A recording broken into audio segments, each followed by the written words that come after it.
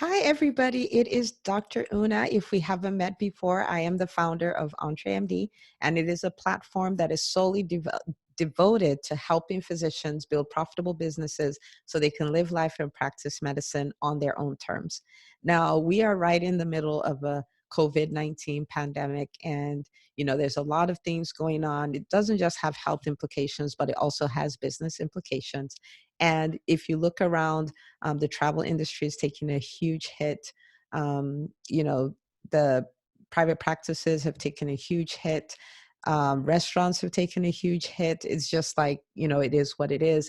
And one of the things that most entrepreneurs will be doing now is they'll be trying to figure out what do I do? Right? This is not the time to quit. This is not the time to be an ostrich, put your head in the sand and go like, I'm not going to do this. This is a time to think, because in the hardest of times comes some of the greatest innovations. Okay.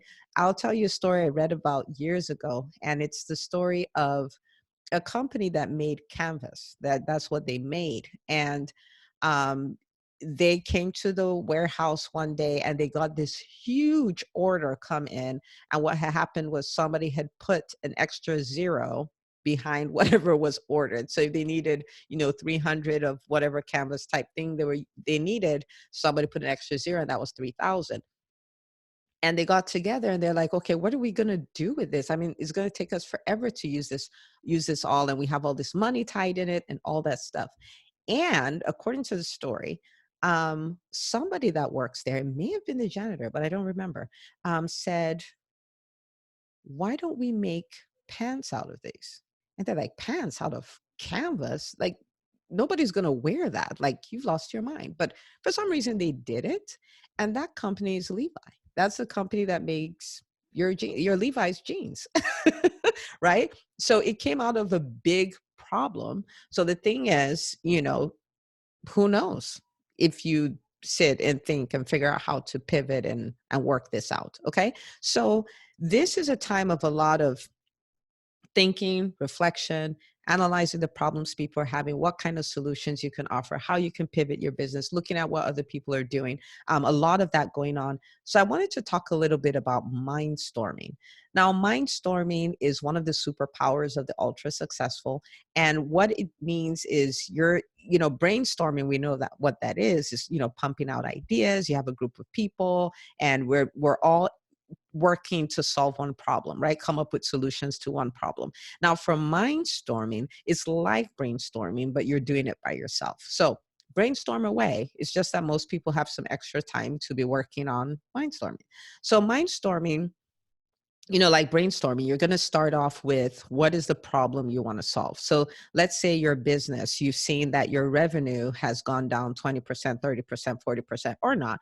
And you're like, so the problem is, how do I add an extra, $5,000 to my revenue every month, or $100,000 to my revenue every month, whatever that number is for you, right? How do I do that? So you don't start mindstorming when you don't have a singular focus, right? So the focus is, how do I increase my revenue by 40% or 30% or 10%, right? Or how do I maintain my revenue? Whatever it is. But you have that as your one-liner, and that's what you're thinking about, okay? So that's one thing.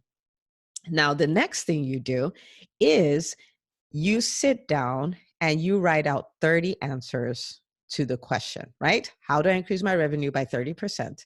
And then you write 30 answers. These are 30 things you can do. Now, the first 5, you're just, you write. The first 10, you kind of hustle. The next 10, you'll really hustle. And the last 10, you'll be sweating bullets.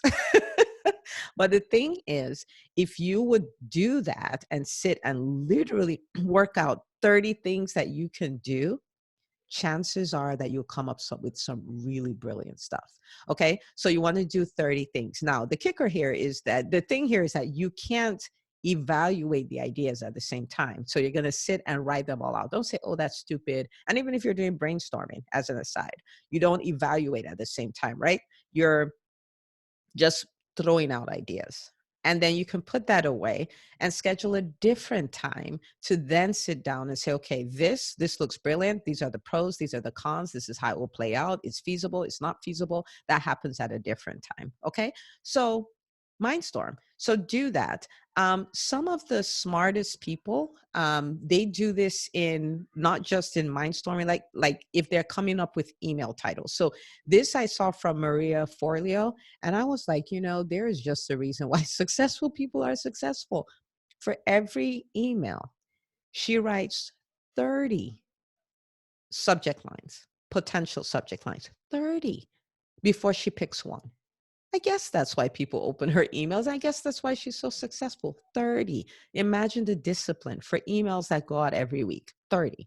Okay. So if she can do that for an email subject line, we can do that for our businesses. Okay. So I want you to take a moment, pick something that's going on. You can pick it for anything, but really something that's going on in your business that you want to change. Do a mindstorming session, come up with some really brilliant ideas because you have them in you, and then schedule another time to evaluate those and pick one, two, or three of those and go to work. Okay, this is a time for innovation. This is a time for change. This is a time for pivoting. This is a time for reinvention, and it all calls for new ideas. So do it. Okay. So mindstorm away and, let me know how it goes for you. All right.